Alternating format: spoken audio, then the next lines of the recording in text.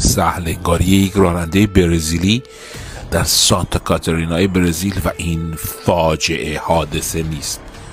کامیون حمل اتانول سر پیچ چپ میکنه و بلا فاصله آتیش میگیره. نگاه کنید ببینید ماشینایی که نزدیک هستن بلا فاصله پیاده میشن و فرار میکنن مسافراش، اما بدبختانه این تازه اول داستانه.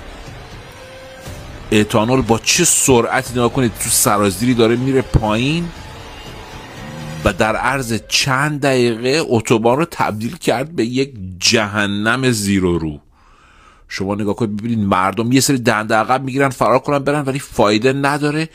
اصلا سرعت انتشار آتیش باور نکردنیه، یعنی اصلا باور نکردنیه. و ببینید صف طولانی ماشین ها و این هم نتیجه اون آتش سوزی که ببینید 22 تا دونه سواری، 3 تا دونه کامیون آتیش گرفت تو برزیل توی این حادثه. نگاه کنید چه جهنمی تو اتوبان درست کرده.